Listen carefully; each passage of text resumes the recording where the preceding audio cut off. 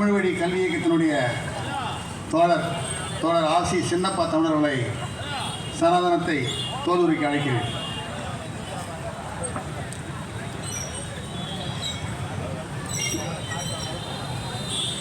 காலம் கருதி புரட்சிகர இளைஞர் முன்னணி நடத்தி கொண்டிருக்கின்றார். கூட்ட தலைமை உள்ளிட்ட உரையாற்ற இருக்கின்ற ஆங்காங்கு கேட்டுக்கொண்டிருக்கின்ற உங்கள் அனைவருக்கும் தமிழ் கல்வி இயக்கத்தின் சார்பாக வழக்கத்தை விருத்தாக்கி கொண்டு புரட்சிகர இளைஞர் முன்னணி தமிழ்நாடு தனி அளவிலே கீழடி தமிழரின் தாய்மொழி சனாதன பொருட்களுக்கு பேரடி என்ற அடிப்படையிலே பொதுக்கூட்டங்களாகவும் கருத்தரங்களாகவும் பேரணியாகவும் பல்வேறு வடிவிலே நடைபெற்றுக் கொண்டிருக்கிறது. தொடக்கமாக மதுரையிலே ஒரு ஆர்ப்பாட்டத்துடன் தொடங்கப்பட்டது. அதில் பங்கெடுத்து பேசினேன். அதனுடைய தொடர்ச்சியாக இன்றைக்கு நாம் தோழர்கள் புரட்சிகர இளைஞர் முன்னணியை பொறுத்தவரை திருவண்ணாமலை மட்டுமல்ல சுற்றுவட்டாரம் முழுக்க தொடர்ச்சியாக ஏறக்குறைய ஒரு 40 ஆண்டுகளுக்கு மேலாக தங்களுடைய கருத்துக்களை அவர்கள் பரப்புவதன் மூலமாகவும் செயல்பட்டு கொண்டிருக்கின்றது. அந்த அடிப்படையிலே இன்றைக்கு புறநிலையிலே இருக்கக்கூடிய ஒரு சூழல் ஏனென்றால் நமக்கு வேலையில்லா திண்டாட்டம், பஞ்சம், பசி, பட்டினி, பல்வேறு சிக்கல்கள் இருந்தாலும் இன்றைக்கு உடனடியாக ஏன் இதன் முதன்மையான முழக்கமாக வைத்து தமிழ்நாடு முழுக்க தமிழ்நாடு மார்க்சியல் எளிய கட்சி அதனுடைய வழிகாட்டுதலில் புரட்சிகர இளைஞர் முன்னணி இங்கே இருக்கக்கூடிய ஜனநாயக ஆற்றல்கள், தேசிய ஆற்றல்கள், புரட்சிகர ஆற்றல்களும் மூன்றை ஒருங்கிணைத்து நடைபெற்றுக் கொண்டிருக்கிறது. அந்த அடிப்படையில் தமிழ் கல்வி கொடுக்கக்கூடிய வாய்ப்பானது இன்று நாம் சொல்லுகிறோமே, இந்த ஆரியர் திராவிடர் ரெண்டே இனக்குழு வரலாறு தான் நமக்கு. உலக அளவில் வேறு இந்திய ஒன்றியம் என்று சொன்னாலும் சரி, இந்தியா என்று சொன்னாலும் சரி, நீங்க இங்க இருக்கக்கூடியது இரண்டே தான். அதற்கு முன்னோடியாக திராவிடம் என்று சொல்லக்கூடிய திராவிட இனக்குழுவுக்கும் ஆரியம் என்று சொல்லக்கூடிய இனக்குழுவுக்கும் 2 மூல மொழிக்கூறுகள் உண்டு. அதில் ஒரு மொழி தாய்மொழி, இயற்கை மொழி, தற்சார்பு மொழி, அறிவியல் மொழி, தமிழ் மொழி என்று சொல்கிறோம். அது தன்னுடைய தாய்மொழி மூலமாக அதற்கு நமக்கு தொல்காப்பியம் வழங்கி இருக்கின்றது. தமிழ் சொற்கள் அனைத்துமே பொருள் குறித்தனவே. அப்ப தமிழ் சொல்லுல ஒரு சொல்லு கூட மூட சொல்லோ, பிற சொல்லோ, அயச்சொல்லோ, கலப்பு சொல்லோ இருக்காது. அனைத்தும் பொருள் குறித்தது. இது ஏறக்குறைய 3000 ஆண்டுக்கு முன்னால் எழுதக்கூடிய தொல்காப்பியத்திலே அந்த தொல்காப்பியத்துக்கு விளக்க உரைகள் எழுதிய பணம்பரனார் அவர்கள் சொல்லுகிறார்கள், நமது எல்லையை இன்றைக்கு தமிழ்நாடு 1956க்கு பின் உள்ள இன்றைக்கு தமிழ்நாடு. ஆனால் அன்றைக்கு தென்குமரி முதல் வடவேங்கட வரை தமிழ் கூறும் நல்லுலகம். அப்ப தமிழ் கூறும் நல்லுலகம் என்று சொல்கிறார். தென்குமரி என்றால் எது? இன்றைக்கு இருக்கிற குமரி அல்ல, மூழ்கி விட்டது தென்குமரி. அது லெமோரியா கண்டம் என்று பாவாளர் பதிவு செய்கிறார். இலை முரியா காடு லெமோரியா, அது மூழ்கி விட்டது. அதனுடைய அடுத்த கட்டம் தான் இன்றைக்கு இருக்கக்கூடியது. அதே போன்று மேகலம் என்றால் திருப்பதி என்று சொல்லுகிறோம். நமக்கு கடந்து போனோம்னா இமயமலை வடவேங்கடம் என்று சொல்கிறோம். இல்லை, அந்த நம்ம இலக்கியத்தில் கூறக்கூடிய செய்தி இன்றைக்கு எங்க சிந்துவெளி நாகரிகம் என்று சொல்கிறோமோ அங்கே அது வரைக்கும் தொட்டு சொல்றார்கள். அதான் தென்குமரி முதல் வடவேங்கடம் வரை தமிழ் கூறும் நல்லுலகம். அப்ப லெமோரியா மூடிவிட்டது. அதன் சுழற்சியாக தென்மதுரை, மதுரை எப்படி வரலாம். அதே போன்று இங்கே வடவேங்கடம் மூழ்கிவிட்டது. அதில் ஒரு காலம்தான் இன்னைக்கு சிந்துவெளி நாகரிகம், சிந்துவெளி எழுத்து. இது வெள்ளையர்கள் ஆளும்போது அவர்கள் அங்கு ஆய்வு நூலாக தெரியப்பட்டது. அந்த எழுத்தை இந்த ஆரிய கூட்டம், பார்ப்பன பணியா கூட்டம், RSS, BJP இன்றைக்கு கட்சி வடிவில் இருக்கலாம். ஆனா இந்த கும்பல்கள் அதை ஏற்க மறுத்து அதற்கு பெயர் தமிழி, அந்த எழுத்துக்கு மறுத்து இது தமிழ் எழுத்தோ தமிழ் எழுத்தோ அல்ல, பிராமி எழுத்து அப்படி என்றும் இது பல்வேறு வகையிலே அவர்கள் வழிபாட்டுக்குள்ளே நிறுத்துவதற்கு தேவநாகரிக எழுத்து இப்படியெல்லாம் சொல்லி பார்த்தார்கள். முடியல. நமக்கு கிடைச்சிருக்கிற உள்ள அந்த கல்வெட்டு தொழுவல் ஆய்வில அங்கே எழுத்து எப்படி படிப்படியாக வளர்ந்து வந்தது என்பது நமக்கு கல்வெட்டு ஆய்வாக இருக்கிறது. நமது நாட்காட்டில் தொடர்ந்து அதை பதிவு வரோம். ஆனால் இன்றைக்கு அந்த நாகரிக எழுத்தினுடைய அடையாள குறியீடாக காளை இருக்கிறது. அந்த காளையை இவர்கள் கணினியில ஏற்றி அதை நீட்டி வளைச்சு புதுமையாக முயற்சித்தார்கள். அதையும் நம் முன்னோர்கள், கல்வெட்டாய்வாளர்கள், புலவர்கள், அறிஞர்கள், வரலாற்று அறிஞர்கள் அந்த ஆரிய கூட்டத்தை அதிலிருந்து அப்புறப்படுத்தி தனிமைப்படுத்தி விட்டோம். அதனுடைய தொடர்ச்சியாக இன்றைக்கு அதே சிந்துவெளி நாகரிகம் 2500 ஆண்டுகள் என்று சொல்லும்போது இந்த மண்ணிலே நம்ம தென்பகுதியிலே பிறந்த பாவாணர் அவர்கள் வரலாற்று ஆய்வை தென்பகுதியில் எங்கே முதலில் தோன்றினாரோ மாந்தான் தோன்றினானோ தென் பகுதியிலிருந்து ஆய்வு செய்ய வேண்டும் என்று அன்றைக்கு பதிவு செய்தார். இன்றைக்கு அந்த வரலாற்று ஆய்வு கீழடி அது வந்திருக்கின்றது. அதற்கு முன்னதாக அதையும் என்ன சொல்லுகிறான், இப்ப அந்த ஆறுக்கு பேர் வைக்கிறான். எது? சிந்துவெளிக்கு. சிந்துவெளி நாகரிகம், சிந்துவெளி எழுத்து தமிழருடையது, தமிழர் நாகரிகம், தமிழர் பண்பாடு என்பது நிரூபிக்கப்பட்டவுடன் உடனே அதற்கு சரஸ்வதி நாகரிகம் என்று சொல்கிறோம். சரஸ்வதி என்பது தமிழ் இல்லை. அப்ப சரஸ்வதி ஆறு என்பதை அவன் மாற்றி என்ன சொல்வான்?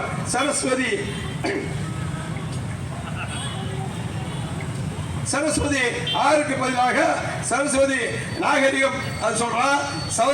பல்வேறு வகையில இப்ப இங்க தஞ்சாவூர்ல இருக்கு சரஸ்வதி மகால். இந்த சரஸ்வதி ஆறு, சரஸ்வதி மகால், சரஸ்வதியினுடைய சொல்லக்கூடிய சொல்லலாம் எப்படி ஆரிய கூட்டம் கற்பனையாக ஒரு புனைந்து செலுத்தப்படுகிறது. அப்படி ஒரு ஆறு இருந்துச்சுன்னா நீங்க இன்றைக்கு நமக்கு இருக்கக்கூடிய இந்திய ஒன்றிய எல்லையிலே கன்னியாகுமரி தென்குமரி வரைக்கும் இருக்கக்கூடிய ஆறுகள் எடுத்து பாருங்க. இப்ப நம்ம மாவட்டத்தில் ஓடக்கூடியது பாலாறு என்று சொல்லுகிறோம். அது பேர் பதிவு இருக்கு. பால் போன்ற அந்த நீர் இருக்கிறதுனால கொள்ளைகள் தமிழ்நாட்டிலிருந்து மொழி மாநிலம் பிரிக்கும் போது ஆந்திரா கோயிலை சேர்ந்தது. அங்கிருந்து உற்பத்தி ஆகக்கூடிய ஆறு அது படிப்படியாக ராணிப்பேட்டை, வேலூர், திருவண்ணாமலை கடற்கரை கலக்குது. ஆனா கடற்கரை முழுமையும் பாலாறு தான். அதே போன்று முல்லை பெரியாறு, இன்றைக்கு முல்லை பெரியாறு 2 ஆறு இணைந்து வரக்கூடியது முல்லை பெரியாறு. அங்கே தோட்டத்திலிருந்து முடிகிற வரைக்கும் முல்லை பெரியாறு தான். அதுபோன்று சிற்றாறுகள், துணையாறுகள், பல ஆறுகள் எல்லாரும் இப்ப திருநெல்வேலி எடுத்துக்கொண்டால் அங்கே மட்டுமே தோன்றி அங்கே வரக்கூடிய ஆறு பவானி ஆறு. பல்வேறு ஆறுகள் இங்க இப்ப கூட எடுத்துக்கிறோம். இந்த அடிப்படையில் பார்க்க போனா எல்லா ஆறுகளுக்கு பேரு தமிழ்ல இருக்கு, அதுல வந்திருக்கு. அப்ப எந்த இலக்கியத்திலேயோ எந்த வரலாற்றிலேயோ எந்த கல்வெட்டிலேயோ சரஸ்வதி ஆறு, சரஸ்வதி நாகரிகம் என்று இருக்கா? இல்ல. தஞ்சையில் இருக்கக்கூடிய கோயில் இருக்கக்கூடிய அரண்மனையில் தஞ்சை சரஸ்வதி மகால் என்று பார்த்துக்கிறான். பேருந்தாதி வச்சுக்கிறான். அங்க இருக்கக்கூடிய நூலகத்துக்கு, அங்க இருக்கக்கூடிய நூலகத்தில் அந்த சரஸ்வதியை பற்றியோ சரஸ்வதி வரலாறுகளை பற்றியோ சமஸ்கிருதத்தை பற்றியோ எதுவுமே கிடையாது. அனைத்தும் தமிழ் மூல எழுத்துக்களும் தமிழ் வரலாறுகளும் தமிழ் தொல்லைகள் தான் இருக்கின்றது. பேர் போட்டு எழுதி வச்சுக்கிறான். அவருடைய அரசு ஆளுமையுடைய வல்லாண்மை வைத்து செய்து கொண்டிருக்கிறார். இந்த அடிப்படையில் தான் இருக்கின்றது. அப்போ இதெல்லாம் பொய்ன்னு தெரியுது. அதுக்கடுத்த கட்டமாக இப்ப கீழடிக்கு வருகின்றோம். கீழடியை பொறுத்தவரை ஒரு பெரிய செய்தி என்றால் இதுவரைக்கும் கிடைத்த செய்தியிலாம் ஏதோ இறை குறியீடு ஒன்று தெரிஞ்சுச்சா அதை வைத்து பிடிப்பான். கீழடி என்பது எங்க இருக்கு? தமிழ்நாட்டிலே மதுரை மாவட்டத்துக்கு பக்கத்திலே அந்த ராமேஸ்வரம் ராமநாடு செல்லக்கூடிய சாலையிலே அந்த சிவகங்கை மாவட்டத்திலே இருக்குது. அது கீழடி. கீழடி என்பது மேல வந்து இன்னைக்கு சிற்றூர், அது ஒரு சிற்றூர் தான். வெறும் தென்னை தோப்பு. அந்த தோப்புக்குள்ள ஆயிரக்கணக்கான ஏக்கர்ல இந்த கீழடி என்பது ஆய்வுல கிடைக்கக்கூடிய ஆய்வுகள் 600 பொருள்கள் வந்திருக்கு. அந்த 600 பொருள்களை எடுத்து பார்த்தீங்கன்னு சொன்னா அவ்வளவு 3000 ஆண்டுக்கு மேற்பட்ட வந்துருச்சுனால இவன் பதறான். ஏன்னா சமஸ்கிருதம் இங்க எப்படி பிராகிருதம் மொழியை அழிச்சு பாலி பிராகிருதத்தை அழிச்சு சமஸ்கிருத மொழியை உருவாக்கினான். அது உருவாக்கியது 1800 ஆண்டு தான். அதே மாதிரி இந்தி அதை உருவாக்குறான். இதெல்லாம் யாருடைய தாய்மொழியும் இல்ல. இந்தி இந்துஸ்தானி உருது மொழியை அழிச்சு இந்தியில உருவாக்கினான் சமஸ்கிருதம். அதுவும் யாருடைய தாய்மொழி இல்லை. அப்ப இவனுக்கு இருக்கக்கூடிய மூல வேறு இந்தி அல்லது சமஸ்கிருதம். இரண்டுமே பார்ப்பனுடைய தாய்மொழியே கிடையாது. தமிழ்நாட்டில் இருக்கக்கூடிய பாப்பா கேளுங்க, அவனுக்கு தாய்மொழி தமிழ் தான் பேசுவோம். தமிழ் தான் தெரியும். ஆனா தோழர் சொல்ற சமஸ்கிருதம் வழிபாட்டுல, திருமணத்துல, கோவில்ல ஒப்பித்தல் மன்னன பாடமா வச்சுக்கிட்டு பண்ணலாம். இது ஒரு புறம் இருக்க. அப்ப இரு மொழிகளுமே தாய்மொழி இல்ல. இதை நிலைநிறுத்துவது தான் அவன் தொடர்ந்து போராடி பார்க்கிறான், முடியல. ஏதோ ஒரு சிறு எழுத்து கிடைக்குமா? கிடையாது. ஏன் கிடைக்காதுன்னா இந்தி மொழியை உருவாக்கியது 200 ஆண்டுகள் தான். 200 ஆண்டுகள் என்ன கல்வெட்டு, யாருடைய ஆளுமை, ஒன்றும் பண்ண முடியல. சரி, 1800 ஆண்டுக்கு முன்னாடி வந்தா சமஸ்கிருத எழுத்து உருவாக்கி ஒன்றுடைய அதுல சில கல்வெட்டுகள் இருக்கு. அதுல இருந்து என்ன இருக்கு? மூலமா அறிவியலா தோழர்கள் சொன்ன மாதிரி நீ புனைந்து தான் சொல்ல முடியும். உன்னுடைய வழிபாடு எடுத்தாலும் அனைத்துமே புனையப்பட்ட கடவுள் தான். உன்னுடைய அறிவியல் பூர்வமாக எதுவும் கிடையாது. அதனால தோழர்கள் சொல்றது விநாயகரை பத்தி நீங்க எல்லாம் சொல்லுவாங்க. நான் எழுத படிக்க தெரியாத பாமர மக்களை கேட்டா விநாயகருக்கு சொல்லுவாங்க விநாயகர் எப்படி வந்தார் அப்படின்னா சொல்லுவாங்க. ஒரு பெரிய உலகத்தை படைச்சவர் பார்வதியும் பரமேஸ்வரர் படிக்கிறவங்க கொண்டே குளிக்க போற நேரத்தில் தன் உடல்ல இருக்கக்கூடிய அழுக்கெல்லாம் உருட்டாப்பலையா உடிச்சு கையால பிடிச்சா கொழுக்கட்டாங்கிற மாதிரி பிடித்து அந்த கரையில வச்சுக்கிட்டு அந்த அம்மா போய் குளிக்குதான். அப்போ குளிக்கும் போது இவர் வந்து எட்டி பார்க்கலாம், ஆஹா என்னடா நம்மளை யாரும் எட்டி பார்க்கறான்னு சொல்லிட்டு வந்துட்டான்னு சொல்லி அவர் வீட்டுக்காரர் வந்து தலையை வெட்டிட்டான்னு சொல்லி கதை சொல்லுவாங்க. சரி, தலை வெட்டியாச்சு. நீ ஒரு அழுக்கை திரட்டி உருட்டி அதற்கு உயிர் கொடுக்கக்கூடிய ஆற்றல் பெற்ற கடவுள் ஏன் தலையை வெட்டி விட்டால் மீண்டும் அந்த தலையை எடுத்து வச்சு ஒரு உயிர் கொடுக்க முடியல. அப்புறம் அந்த வழியா வந்துச்சான். ஒரு யானை வந்துச்சா, யானையை வெட்டி அதை வச்சு போடுறதா யானை தல்போன்னு இப்படி கதை சொல்கிறார்கள். நாம் கதையோ கற்பனையோ இறை வழிபாடு என்றால் அது அனைத்துமே பொய் பாடு, அது எல்லாருக்கும் தெரியல. நாங்கள் மார்க்சியத்தை ஏற்றவர்கள். மார்க்சியம் கருத்து முதல்வாதம் பொருள் முதல்வாதம் அடிப்படை இரண்டாக பிரித்து உலகத்தையும் வர்க்கத்தையும் தேசத்தை எல்லாத்தையும் பிரித்து நிலைநிறுத்தியது. அறிவியலை மட்டுமே ஏற்றுக்கொள்கிறோம். அதன் அடிப்படையில் தான் அறிவியல் பூர்வமாக கிடைத்திருக்கின்ற கீழடியிலே வரக்கூடிய அனைத்துமே அது பெயர். எப்போ இன்னைக்கு 3000 ஆண்டு சொன்னா 3000 ஆண்டுக்கு முன்னாடி பானை ஓட்டிலே பேர் எழுதப்பட்டிருக்கு. தோழர்கள் இந்த துண்டறிக்கையெல்லாம் எல்லோரும் வாங்கிக்கொண்டு படிக்க, எல்லோருக்கும் குழந்தைகளை பூரா படிக்க சொல்லுங்க. அதை பதிவு செய்வாங்க. குவிட் ஆதவன் அப்படின்னு சொல்லி 2 தமிழ் எழுத்துல இந்த இதுல கொடுத்திருக்கிற தமிழ் எழுத்துல அதான் தமிழ் எழுத்துல இருக்கு. அதை இன்னைக்கு நம்ம தமிழ் எழுத்துன்னு சொல்றோம். தமிழ்ங்கிறதா பின்னாடி தமிழ் வந்து இன்னைக்கு தமிழ் எழுத்து வரும், படிப்படியாவது இருக்கு. ஆனால் தமிழ் எழுத்து தோன்றிய காலம் முதல் இன்று வரை எழுத்து வடிவம் மட்டும் மாறியே வந்திருக்கு. 1 2 இருந்தாலும் சரி, ஆனாவனம் வந்தாலும் சரி, காலங்காராச்சாரம் வந்தாலும் சரி, நம்ம நாள் கட்டுறது பதிவுலாம் இருக்கு, மாறி வந்திருக்கு. ஆனால் ஒளி வடிவம் மாறவில்லை. குறில் நெடில் புள்ளி வைக்காத காலம், நம்ம ஏ நீட்டி விடாத காரணம், கொம்பு சுழி இல்லாத காலம், அந்த காலத்திலையும் குறில் நெடில் 2 தான். எழுத்து வடிவம் மாறி மாறி வந்திருக்கு. அதற்கு கீழடி சாட்சியாக இன்னைக்கு தொன்மையானது கிடைத்து விட்டது. சொல்லுகின்றானே எல்லோரும் இங்கிலீஷ் வந்ததுக்கு பிறகுதான், அயர்லாந்து வந்ததுக்கு பிறகுதான் அனைத்து அவன் தான் கண்டுபிடிச்சான், அவன் தான் குடிச்சான். இல்லைன்னா நம்ம நாடோடியா தெருவில் ஏற்பட்டு சொல்றாங்க. தங்கம் என்பது யார்? தங்கத்தால தங்கத்தை இருக்கக்கூடிய மண்ணில் உங்களுக்கு தெரியும். இந்த பக்கமெல்லாம் மண்டல் மண்ணுன்னு சொல்லுவோம், களிமண்ணுன்னு சொல்லுவோம், செம்மண்ணுன்னு சொல்லுவோம், மணல் தரைன்னு சொல்லுவோம். இது மேல கண்ணுக்கு தெரிஞ்சது. உள்ள போது கிணறு வெட்டும் போது தெரியும். மணல் தரைக்கு கீழே செம்மண், செம்மலுக்கு கீழே பாறைக்கல்லுவோம், பாறைக்கல்லுக்கு கீழே களிமண்ணுவோம், களிமண்ணுக்கு கீழே பார்த்தா நீர் வரக்கூடியலாம் ஒவ்வொரு வடிவில் வெளியில் வர வச்சுட்டு காட்டும். அப்படி கண்டுபிடித்து நீங்க 3000 ஆண்டுக்கு முன்னாடியே உள்ள இங்கே தங்கம் சொல்றவங்க ஏன் தங்கத்துக்கு விலை கூட வேண்டாம், அவ்வளவு உழைப்பு செய்து அது தொடர்ந்து அதை சலிச்சு கொண்டு வந்து சேர்க்கிறது சிறியது கிடைக்கிறதால அதிக விளைகிறான். அப்ப அந்த காலத்திலேயே தங்கத்தை கீழே மண்ணிலிருந்து எடுத்து உருக்கி அதை கட்டியாக்கி ஒரு பாத்திரத்துக்கு போட்டு அடைச்சிருக்கான். அது என்ன பாத்திரம்? மண்ணால் சுடப்பட்ட மண். அப்ப 3000 ஆண்டுக்கு முன் நம்ம சுடப்பட்ட மண் இன்னும் பாதுகாப்பாக இருக்குது. 3000 ஆண்டுக்கு முன் சுடப்பட்ட பானை பாதுகாப்பாக இருக்குது. கழிப்பறை என்று சொல்லுவே, கக்கூஸ் சாக்கடை என்று சொல்லுவாங்க. இதெல்லாம் அந்த காலத்திலே தமிழர்கள் அங்க இருக்க. நாங்கள் 3-4 முறை போய் பார்த்தோம். இன்னைக்கு ஒரே இடத்துல கிளடியை கட்டி காட்சி பொருளாகவும் நேரடியாக பார்க்க எல்லா வாய்ப்பும் செய்து கொடுத்திருக்கிறாங்க. அனைத்தும் ஒரே ஆலயத்துக்குள்ள பார்க்க போய் அதில் போய் பாருங்க, அனைத்து பதிவு செய்யிருக்கு. அந்த அடிப்படையிலே அனைத்து பொருள்களும் அங்கே பதிவு செய்யப்பட்டிருக்கு. தங்கத்திலான அந்த ரூபாயை உள்ள வைத்திருக்கின்றது. அதற்கடுத்து உடை சொல்கிறோமே, துணி வெள்ளையன் மதத்துக்கு பிறகுதான் நமக்கு தையல் மிஷின் வந்துச்சு, வெள்ளையனுக்கு வந்ததுக்கு போலதான் நூல் நூக்கக்கூடிய சூழல் வந்துச்சு அப்படிலாம் சொல்றோம். வெள்ளையருக்கு முன்னாடி மராட்டியர் வந்தப்ப அவர்கள் வந்துதான் இந்த தக்கில் இந்த நூல் நெய்யக்கூடியதான் சொன்னோம். ஆனா அங்க இருக்குது அந்த நூல் நூற்கக்கூடிய தக்கில் எத்தனை விதமான பிரிவுகள் அங்க அந்த 3000 ஆண்டுக்கு முன்னாடியே இன்னும் துருப்பிடிக்காமல் பாதுகாப்பாக இருக்குது. அப்ப அப்படிப்பட்ட சூழல் அது கூட அடையாளம் இருக்குது இல்லைக்கு.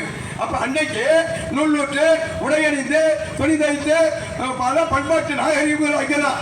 அப்ப நாகரிக வளர்ச்சி பெற்றிருக்க 3000 ஆண்டுக்கு முன்னாடியே அங்கே 2500 நாகரிகம் என்ற சிந்துகளில தமிழ்நாட்டில் இந்த மதுரையிலே வைகை ஆற்றங்கரையிலே கீழடியிலே பெருநகர மூழ்கியதற்கான ஆதாரம் கொஞ்சம் தான் ஆய்வுபடி வந்திருக்கு.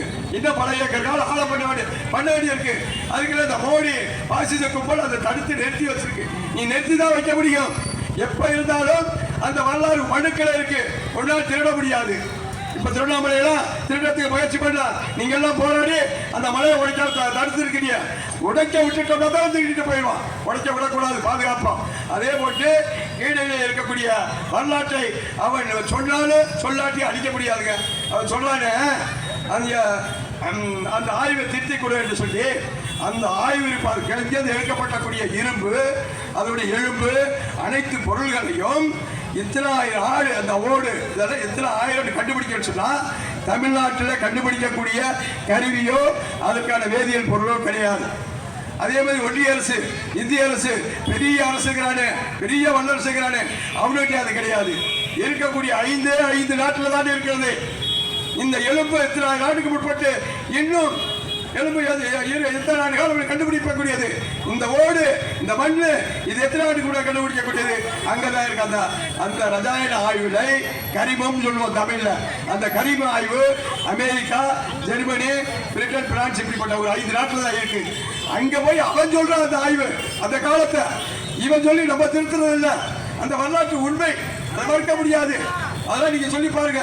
எலும்பு 3000 ஆண்டு காலத்துக்கு உள்ள எலும்பு இன்னமும் இருக்குன்னு சொன்னா அன்னைக்கு மக்கள் அந்த தமிழர்கள் எப்படிப்பட்ட உணவு சாப்பிட்டதுதான் சொன்னா அந்த எலும்பு வேதியியல் கலக்காம உணவு சாப்பிட்டதுனால இன்னும் பாதுகாப்பா இருக்கு.